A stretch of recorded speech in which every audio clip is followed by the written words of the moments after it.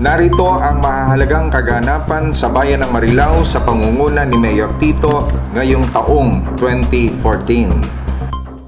Ehekutibong sangay.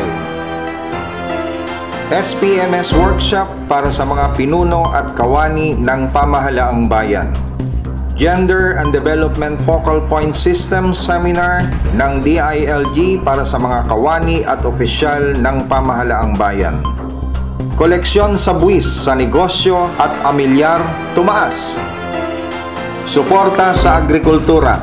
Libreng pagpupurga sa mga kalabaw at bakuna kontra rabies para sa mga alagang aso at pusa. Libreng karagdagang kagamitan para sa mga magsasakang Marileño. Tilapia fingerlings pinamigay sa mga mangingisdang Marileño. Edukaksyon. 335 scholar ng bayan na kauna-unahang batch ng PDM gumraduate na. Mahigit 200 scholar ng bayan patuloy na nakakatanggap ng buwanang allowances. Pagkilala at pagbibigay insentibo sa mga nangungunang batang Marileño sa iba't ibang larangan. Halaga sa kalusugan. 400 bags ng dugo na likom ng Municipal Health Office katuwang ang mga Marileño. Alaga sa kalusugan ng mga nagbubuntis na ina, family planning seminars. Bagong Rural Health Unit itinatayo na sa Loma de Gato. Marilao Dialysis Center, PhilHealth accredited na. Mga karagdagang kagamitan para kalusugan, maingatan. Pagkakaloob ng mga healthcare equipment para sa mga Marileñong nangangailangan. Tulong pangkabuhayan, pagpapatatag sa ekonomiya. Pangkabuhayan ko, handog ng tito ko. Pagkakaloob ng mga pangkabuhayan package sa mga Marileñong micro-entrepreneurs. Mga kooperatiba sa Marilao binigyan ng iba't ibang kasanayan sa paghahanap buhay.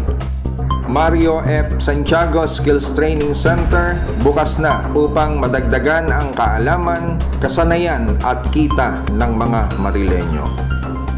Mga establishmentong magpapatatag sa ekonomiya, patuloy ang pagdami sa Marilao. Iba't ibang mga infrastrukturang naipagawa.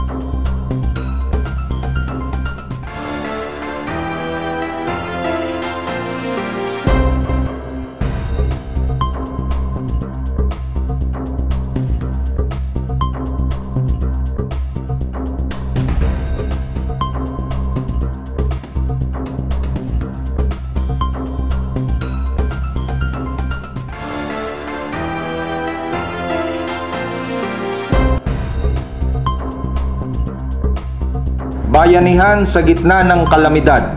Mayor Tito pinangunahan ang relief, clearing at rehabilitation efforts matapos ang Bagyong Glenda noong Hulyo at Bagyong Mario noong Setyembre taong kasalukuyan.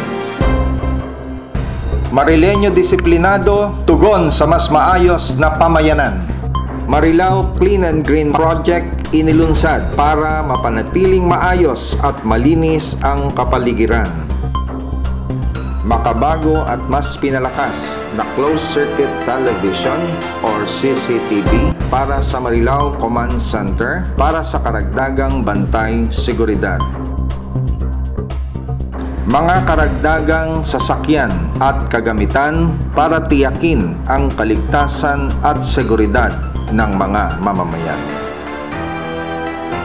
Pagsasaayos ng Marilao Municipal Jail. Volunteer Citizenship Program inilunsad. Programa para sa mga batang Marileño. Mga bagong playground na i-enjoy na ng mga batang Marileño. Libreng operasyon para sa mga batang may bingot at ngongo. Libreng birth certificate na ipagkaloob sa halos 500 batang Marileño. Batang Marileño Coordinating Center para tutukan ang kapakanan at karapatan ng mga kabataan.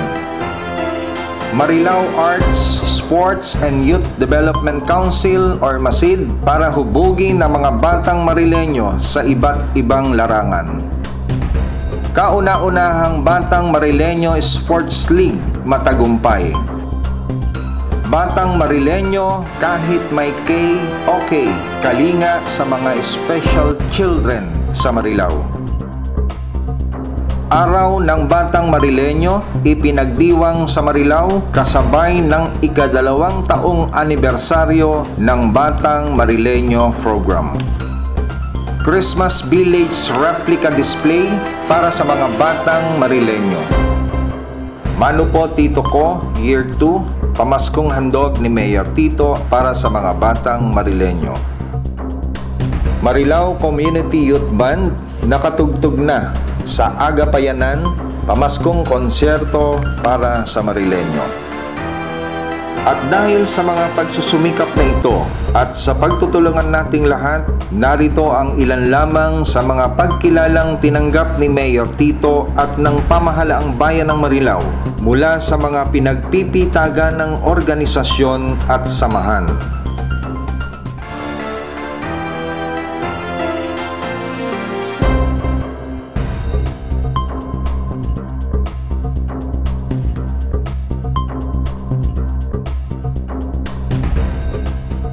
Tinagurian siyang Mayor Titor ng Marilao DepEd School Administrators.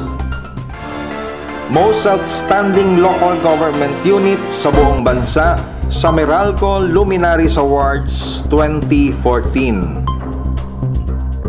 Most Supportive Mayor for Youth Programs sa buong Bulacan.